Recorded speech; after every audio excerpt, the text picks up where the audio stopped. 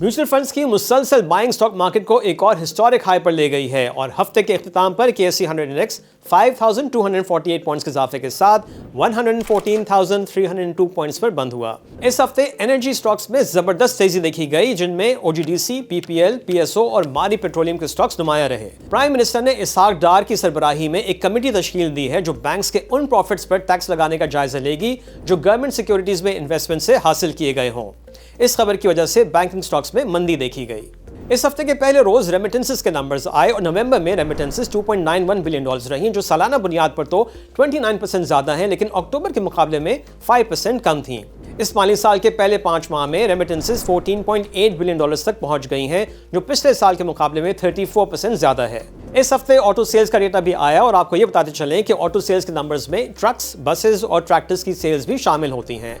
नवंबर में 10,163 गाड़ियां फरोख्त हुई, जो पिछले साल के मुकाबले में 57% ज्यादा है, लेकिन अक्टूबर के मुकाबले में 22% कम है। इस माली साल के पहले 5 माह में ऑटो सेल्स 51% के इजाफे के साथ 50,856 यूनिट्स तक पहुंच गई हैं। इस हफ्ते के टी बिल्स ऑक्शन में कट ऑफ यील्ड्स में मजीद कमी हुई और अब 3 और 6 मंथ्स की यील्ड्स 11.99% पर आ गई हैं, जबकि 12 मंथ्स की यील्ड 12.29% हो गई है। क्या आने वाले दिनों में मार्केट वोलेटिलिटी में इजाफा देखा जा सकता है? इस हवाले से हम बात करेंगे शंकर तलरेजा से, जो डायरेक्टर रिसर्च हैं टॉप लाइन सिक्योरिटीज के।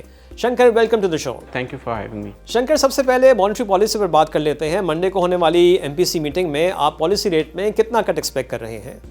देखिए, जो हमारी एक्सपेक्टेशंस हैं दैट आर अराउंड के 200 बेसिस पॉइंट्स तक फर्दर जो है कट स्टेट बैंक कर सकता है, क्योंकि अभी भी हमारे जो रियल रेट्स हैं वो 1000 बेसिस पॉइंट से ऊपर ही चल रहे हैं। तो बेस्ड ऑन दैट जो व्यू है वो 15% जो इस वक्त मॉनेटरी पॉलिसी है वो कम होकर 13% तक आ सकता है बाय द नेक्स्ट, यानी जो 16 दिसंबर को मॉनेटरी पॉलिसी है उसमें। शंकर, अगर इन्फ्लेशन आउटलुक की बात करें तो अभी तो हम मजीद कमी एक्सपेक्ट कर रहे हैं। आपकी फुल ईयर की इन्फ्लेशन फोरकास्ट क्या है? बिल्कुल सही कह रहे हैं शुजा, जो अभी भी हम कह रहे हैं कि इन्फ्लेशन ने बॉटम आउट नहीं किया।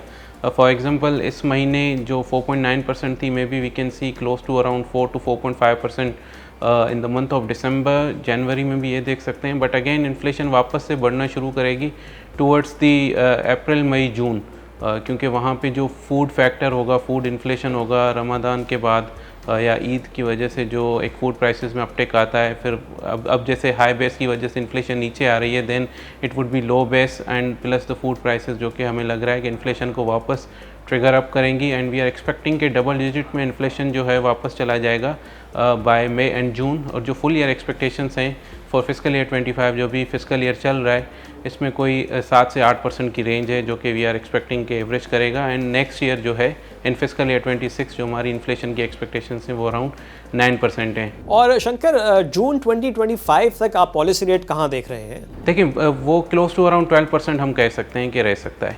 मतलब another 100 basis point we can see after December and before June 2025। अच्छा शंकर, चूंकि मार्केट बहुत तेज़ी से बढ़ी है, क्या आप समझते हैं कि यहाँ से मार्केट काफ़ी वोलेटाइल हो सकती है और रिस्क क्या हो सकते हैं? बहुत बड़ा फैक्टर जो हम देख रहे हैं वो है conversion from the fix income to equities. अगर आप देखें तो म्यूचुअल फंड्स के कोई 50 से 55 बिलियन रुपीज़ जो है नेट बायर्स हैं सितंबर ऑनवर्ड्स, यानी पिछले 3 से 4 महीने के अंदर 50-60 अरब रुपए की एक्विटी में इंजेक्शन हुई है म्यूचुअल फंड्स की तरफ से, और ज़्यादातर जो इसमें अमाउंट है वो फिक्स इनकम से कन्वर्ट हुआ है। तो दिस वाज द रीज़न जिसकी वजह से मार्केट में इतना बड़ा बुल रन हमने देखा है। तो देखें, जो की रिस्क लग रहे हैं ना अब यहाँ से, जो कि मार्केट की इस बुल रन को जो हिट कर सकते हैं, हर्ट कर सकते हैं। लेकिन थोड़ा सा अगर पॉलिटिकल नॉइज़, अभी तो नहीं लग रहा कि कोई इतना सिग्निफिकेंट है। अगर पॉलिटिकल कोई अनसर्टेनिटी रहती है तो हो सकता है शायद एक हम कह सकते हैं कि ये बुल रन को यहाँ पे एक स्टॉप भी लग जाए। मतलब वो ग्रेजुअल, जो एक हम कह रहे थे कि ग्रेजुअल री रेटिंग होगी, ये तो एक बहुत ही बुल रन से री रेटिंग हो रही है, तो वापस से मार्केट ग्रेजुअल री रेटिंग पे आ जाएगी। और जो दूसरा बड़ा फैक्टर है, अगर एक्सपेक्टेशंस के हिसाब से इंटरेस्ट रेट कट नहीं होता, क्योंकि देखें इस वक्त जो मनी मार्केट की यील्ड्स हैं, काइबोर का आप रेट देख लें तो market is expecting 200 to 250 basis points. तो अगर इस एक्सपेक्टेशंस के हिसाब से रेट कट नहीं होगा तो शायद हम देख सकते हैं कि ये जो मोमेंटम है बुल रन का वो थोड़ा सा जो है हॉल्ट हो जाए। तो ये कुछ रिस्क फैक्टर लग रहे हैं। अच्छा शंकर, एफएफसी और एफएफबीएल के मर्जर पर आपने इस हफ्ते एक रिपोर्ट रिलीज की है। हमारे व्यूअर्स को बताएं कि मर्ज एंटिटी कितनी स्ट्रांग होगी और मर्ज एंटिटी से डिविडेंड कितना एक्सपेक्ट किया जा सकता है। शुजा, ओवरऑल हमने देखा है कि जो फौजी ग्रुप है, जो अगर सेम इंडस्ट्री में 2 या 3 कंपनीज ऑपरेट कर रही थी तो उसको कंसोलिडेशन फेज़ में लेके चल रहा है।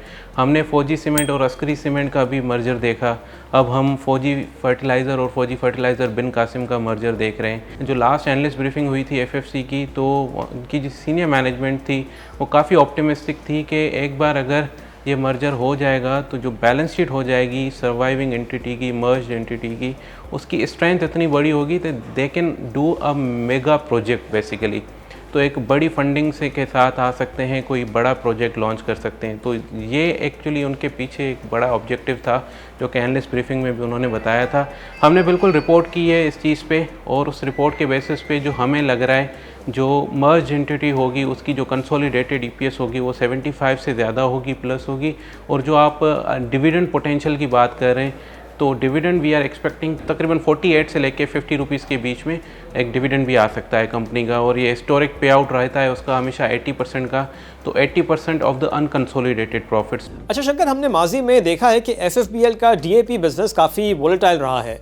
मर्जर के बाद अगर उस बिजनेस से कुछ लॉस होता है तो वो काफ़ी हद तक कुशन रहेगा। देखिए, पहले जो एफएफबीएल का अगर मैं आपको पोर्टफोलियो बताऊँ ना, तो उसमें एक हम फैक्टर है कि डीएपी का बिज़नेस है, उनका डीएपी लोकली मैन्युफैक्चर करते हैं। एक यही कंपनी है पाकिस्तान में जो कि डीएपी बनाती है, और डीएपी की जो डायनामिक्स हैं वो लोकल प्राइस सेटिंग मैकेनिज्म नहीं है, इंपोर्ट पैरिटी के बेसिस पे चलता है, क्योंकि ज़्यादातर डीएपी इंपोर्ट होता है। तो देखिए, उस वजह से जो लैंडेड कॉस्ट होती है, जो प्राइवेट इंपोर्टर्स होते हैं, उसी रेट पे मार्केट में डीएपी का माल बिकता है। तो एफएफबीएल के केस में ये एक बहुत बड़ा रिस्क है। लेकिन अब क्योंकि जब वो मर्ज हो रहा है तो अब उसमें ये होगा कि देखें, फौजी फर्टिलाइज़र की इतनी बड़ी यूरिया की कैपेसिटी है, और जो मर्ज एंटिटी होगी वो तकरीबन 2.5 मिलियन टन्स यूरिया बनाएगी, और यूरिया का जो प्रॉफिट होगा उससे कोई सिग्निफिकेंट हर्ट नहीं होगा। डीएपी का अगर बिज़नेस इंटरनेशनल उसके डायनामिक्स अगर फेवर में नहीं होते तो इतनी बड़ी हिट नहीं आएगी। और जो दूसरा सबसे बड़ा बेनिफिट है वो है बेसिकली, देखें, पहले एफएफबीएल में कुछ ऐसा पोर्टफोलियो था जैसे फौजी फूड्स था, तो फौजी फूड्स का इतना बड़ा डेट था जिसकी वजह से फौजी फूड्स भी लॉस करता था। तो एफएफबीएल की इनकम पे सिर्फ डीएपी का ड्रैग नहीं होता था, उसकी पोर्टफोलियो कंपनीज का भी ड्रैग होता था। तो अब जो है फौजी फूड्स का लॉस भी जो है लास्ट ईयर तक जो है प्रॉफिटेबल कन्वर्ट हो गई थी, क्योंकि काफ़ी ज़्यादा डेट जो है फौजी फाउंडेशन ने उसको बेसिकली इक्विटी में कन्वर्ट करवा दिया था, एफएफबीएल ने भी। तो ये एक काफ़ी अच्छा हो गया है कि काफ़ी हद तक जो फौजीज़ की छोटी कंपनीज़ हैं वो डेट फ्री हो गई हैं। अभी हमने फौजी फ्रेश एंड फ्रीज़ में भी देखा, एफएफसी ने कोई 5 अरब रुपए की एडिशनल इक्विटी डाली है, जो एग्जिस्टिंग लोन था उसको इक्विटी में कन्वर्ट किया है। अब जो मर्ज एंटिटी है, अब आप देखें कोई 65 to 66% अब अस्करी बैंक का ओन करेगी, फौजी फूड्स का 66% ओन करेगी, और जो इनका मोरक्को में बिज़नेस है फास्फोरिक एसिड का, उसका 37.5% कंबाइंड हो जाएगा। पावर कंपनीज़ हैं, फौजी एफएफसी एनर्जी है, एफएफबीएल पावर कंपनी है, फाउंडेशन विंड पावर है। तो अब एक बहुत बड़ी होल्डिंग कंपनी बन जाएगी एफएफसी इस मर्जर के बाद। ठीक है शंकर, आपका बहुत शुक्रिया। Alright, thank you Shuja. और अब नजर डालते हैं अगले हफ्ते के इंपॉर्टेंट इवेंट्स पर। मंडे का दिन इंतहाई अहम, जब मॉनेटरी पॉलिसी कमेटी की मीटिंग है, और जैसा कि अभी हमने शंकर से डिस्कस भी किया, पॉलिसी रेट में 2% तक का कट एक्सपेक्ट किया जा रहा है। ट्यूसडे को ट्रेड डेटा आएगा, वेडनेसडे को पावर जनरेशन के नंबर्स, थर्सडे को फॉरेक्स रिजर्व्स और करंट अकाउंट के नंबर्स जारी किए जाएंगे, और जुमे को वीकली इन्फ्लेशन का डेटा आएगा। और अब इस हफ्ते के टॉप 5 गेनर्स। इस हफ्ते मारी पेट्रोलियम की शेयर प्राइस में सबसे ज्यादा इजाफा हुआ, जो 43% रहा। शेल 25%, अटक रिफाइनरी की शेयर प्राइस में भी 25% का इजाफा हुआ।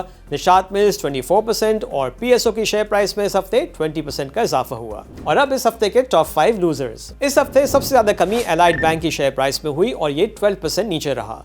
बैंक अल-फलाह 11%, मीज़ान बैंक की शेयर प्राइस में 11% की कमी हुई, बैंक अल-हबीब 10% और बैंक ऑफ पंजाब की शेयर प्राइस में इस हफ्ते 9% की कमी हुई। And that's it for this week. Have a nice weekend. खुदा हाफिज।